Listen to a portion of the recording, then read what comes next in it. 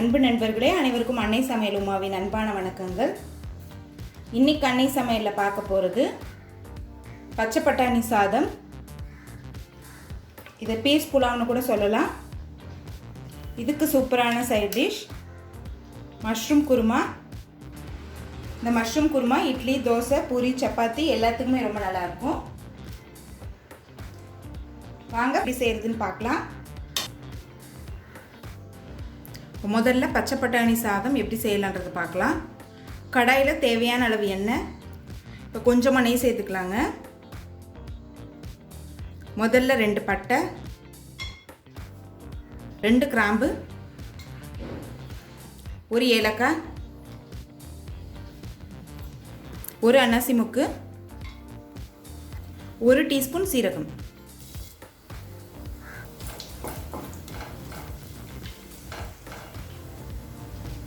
கொஞ்சம் முந்திரி சேர்த்துக்கலாங்க. அடுத்தது ஒரு வெங்காயம் சேர்த்துக்கலாங்க.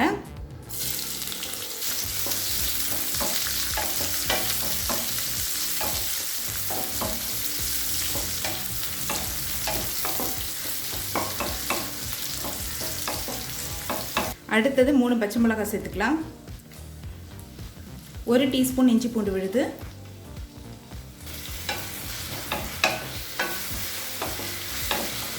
ஒரு 10 நிமிஷத்துக்குள்ளே இந்த சாதத்தை நீங்கள் ரெடி பண்ணிடலாங்க. தேவையான அளவு உப்பு,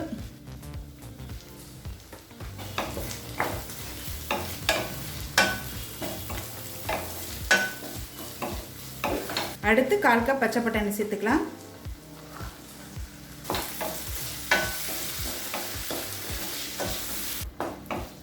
நீங்கள் காஞ்ச பட்டாணி சேர்க்குறதா இருந்தால் ஊற வச்சு வேக வச்சு சேர்த்துக்கோங்க. இந்த பட்டாணி சீக்கிரம் வெந்துடும், அதனால் நான் டைரெக்டாக போடுறேன்.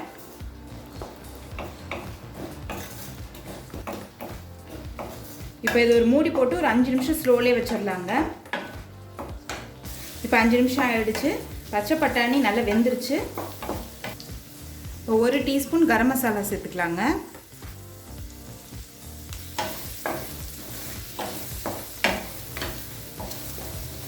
மஞ்சத்தூள், மிளகாத்தூள், தனியாத்தூள் எதுவுமே சேர்க்க தேவையில்லைங்க. ரொம்ப ஈஸியான ஒரு ரெசிபி. கரம் மசாலா சேர்க்கறது கூட ஆப்ஷன் தாங்க. உங்களுக்கு அந்த வாசனை பிடிக்கிறேன்னா நீங்கள் போட தேவையில்லை. கரம் மசாலா சேர்த்துட்டு லேசாக வதக்கினா போதும்.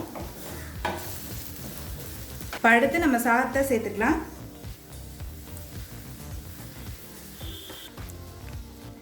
நான் 2 கப் சாதத்தை சேர்க்குறேன். பாஸ்மதி அரிசியை உதிரி எப்படி வேக வைக்கிறதுன்றத வீடியோ போட்டிருக்கேன்.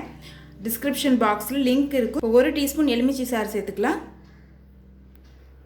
கொஞ்சம் கொத்தமல்லி. இப்போ நல்லா கிளறிக்கலாங்க.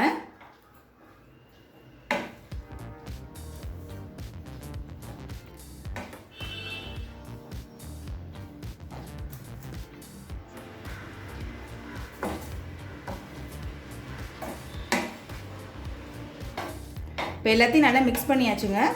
பட்டாணி சாதம் ரெடி ஆகிடுச்சு. அடுத்து மஷ்ரூம் குருமா எப்படி செய்கிறதுன்னு பார்க்கலாம். இப்போ மஷ்ரூம் குருமா எப்படி செய்கிறதுன்னு பார்க்கலாங்க. கடாயில் தேவையான அளவு எண்ணெய், 2 பட்டை, 2 கிராம்பு, 1 டீஸ்பூன் சோம்பு,